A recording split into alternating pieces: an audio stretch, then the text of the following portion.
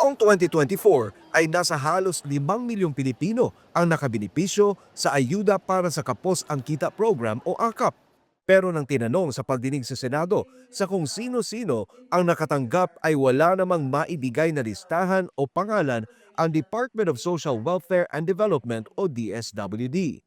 Inamin ni DSWD Undersecretary Fatima Dimaporo na wala silang hawak na listahan at ang mga benepisyaryo ng ayuda ay batay lamang sa assumptions. But they have no list. So where did you get the list for? They don't have a list, but they have assumptions. They Madam have? Chair. Assumptions. We're But basing it on their assumptions assumptions. from the PSA, these are percentages and statistics. These aren't real people. Ayon sa DSWD, ang nakakabenepisyo sa AKAP na aabot sa 10,000 pisong ayuda ay iyong mga kumikita ng mas mababa sa minimum wage. Pero si Senadora Imee Marcos ay hindi kampante sa kung sino ang nagrekomenda o pumipili ng benepisyaryo dahil wala namang guidelines. Dito inamin ni DSWD Undersecretary Adonis Sulit na kahit sino mang politiko ay maaaring magsumite ng pangalan ng benepisyaryo. Anyone includes the politicians that the COMELEC has banned. Yes, it can We have include. no list in our possession, whether with DOLE or NEDA, walang listahan. Sino si anyone? It can include the politicians. At the end of the day, Your Honor, The politicians can also give the list.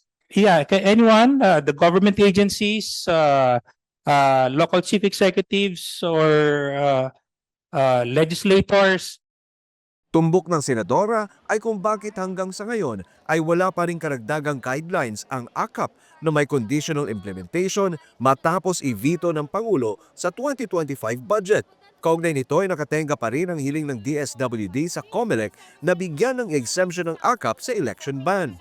Ayon kay COMELEC Chairman Attorney George Garcia, nasa 12 bilyong piso ang hinihinging exemption para sa AKAP ng DSWD para sa election ban.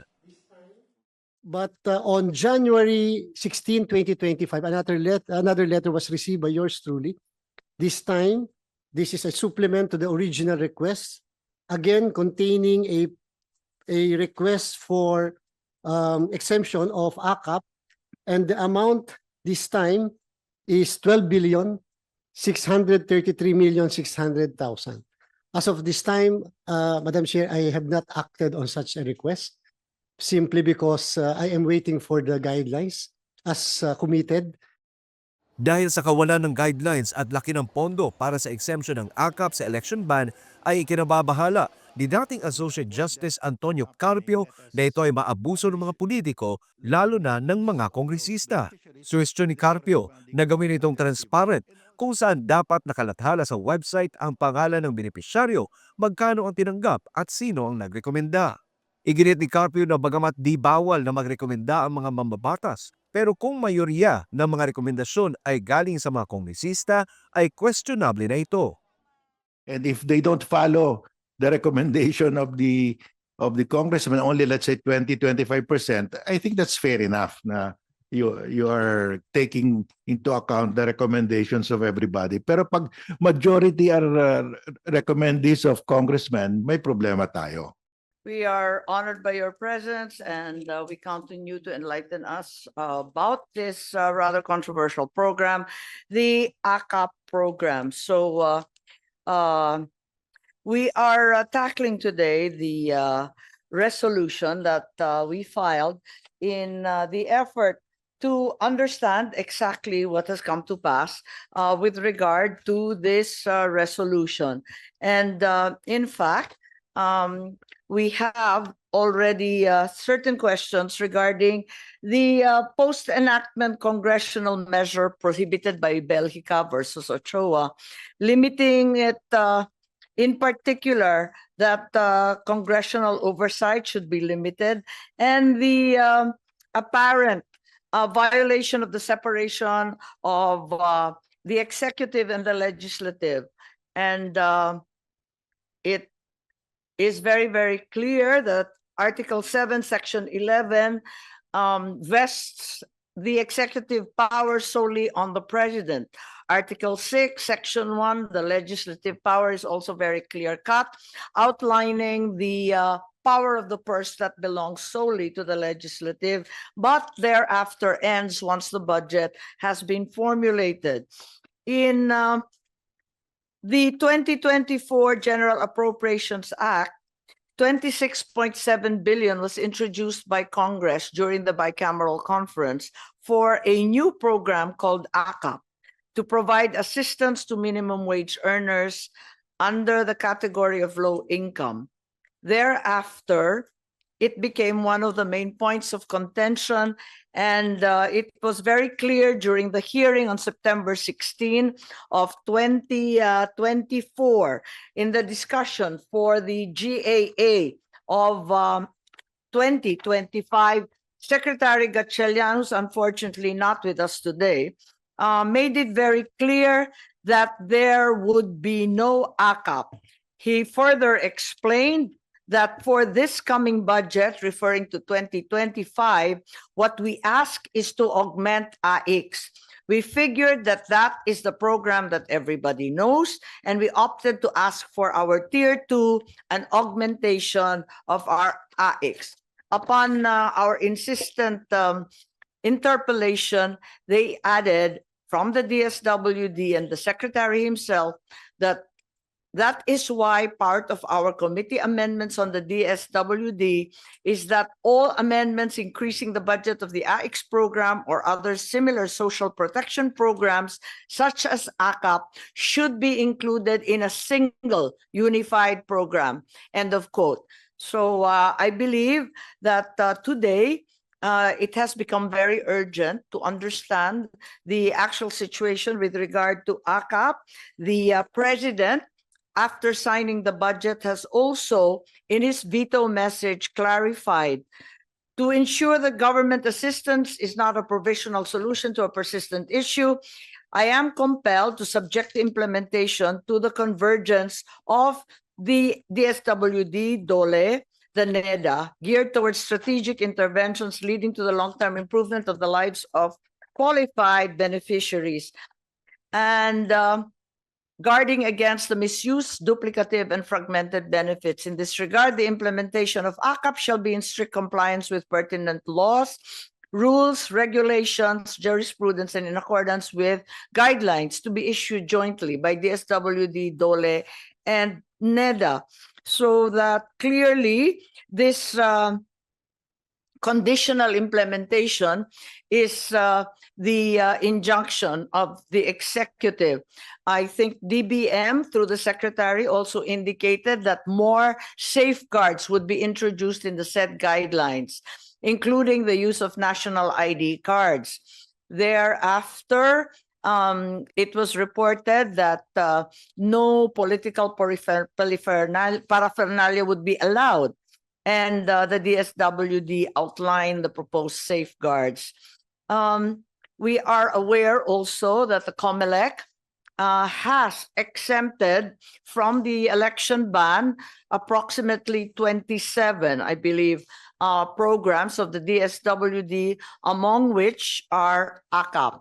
So that we would like, therefore, an update and a clear delineation of all that has occurred and the guidelines, indeed, to make certain that the safeguards required by the conditional implementation, as well as the guarantee of the judicious use of public funds, should be upheld. So with that, we now proceed with the public hearing, and we would like to first hear perhaps from the chairman of the COMELEC. We welcome Chairman Garcia.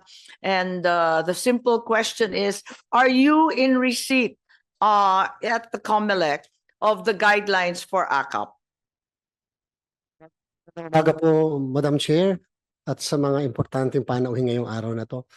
We have yet to receive, Madam Chair, the guidelines as promised by the Secretary of the SWD.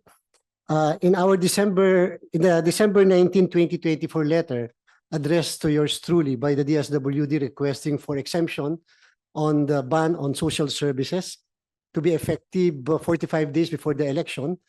In the approval of such a request for exemption, we included there as one of the conditions that the DSWD should submit to the Commissioner election the guidelines as publicly promised and pronounced by the DSWD so that the exemption will be effective beginning 45 days or March 28 before the elections. And so, Madam Chair, the first request involving ayuda or AKAP ayuda sa Kapos ang Kita program at that time involved only 882 million. But on January, When was that? If you could just it repeat. was the letter was December 19, 2024. Okay. But on January 16, 2025, another letter was received by yours truly. This time, this is a supplement to the original request, again containing a request for exemption of AKAP, and the amount this time is 12,633,600,000. As of this time, Madam Chair, I have not acted on such a request simply because I am waiting for the guidelines as committed. Because doon nga po sa una, wala pa po yung guidelines. Doon sa unang in-approve natin na 882 million. So I cannot act on the second request until and unless there is that guidelines issued by the DSWD. Are you saying, Chair, that you acted on the first request of the 882 million? Yes, Madam Chair, but subject to the conditions enumerated therein. One of the conditions that yours truly had written in the exemption was the submission of the guidelines as publicly committed by the Secretary. Yes. You are also fully aware, I'm certain, Mr. Chair, of the conditional implementation imposed by the veto message of the President. Fully aware, Madam Chair. That's the reason why the grant of the exemption was likewise conditional, in the sense that there were several conditions enumerated in the grant of the exemption. So since the time that I received the second letter, which was January 16, yours truly have not acted on that request for exemption because I had been waiting for the guidelines to be issued by the DSWD. Ano ang kahuli-hulihang araw na maaring matanggap ang guidelines? Kasi March 28 pa yung binabanggit ninyo, pero alam naman natin sa 8 araw na lamang mag-uumpisa na rin yung national. So hindi po ba yung February 11 ang guiding date dyan? Hindi po, Madam Chair. Sa ating pong Omnibus Election Code, ang prohibition sa public works, including ang social services, 45 days before the election. So doon pa lang po actually yun ang gray area sapagkat magsisimula na po yung national campaign, and yet the prohibition will be in effect pa by 45 days before the election. So kung sakaling matapos yung AKAP guidelines ngayon, ang ibig po ninyo sabihin, tuloy-tuloy ang pamimigay nito February 11 hanggang March 28, palibasa hindi siya sakop ng 45 days ban? Technically, yes, Madam Chair. Sa kasalukuyan, hindi pa po siya covered ng prohibition, and therefore hindi pa rin applicable yung pong ating exemption with conditions as contained in the exemption given by the Commissioner Elections. Ano yung iba't ibang mga additional safeguards na sinasabi? May nabanggit ba sa inyo? Pagkat yun din, baka naman may binanggit sa sulat. Yung 2 sulat na natanggap ng COMELEC. Wala naman po, Madam Chair, na mga binanggit doon.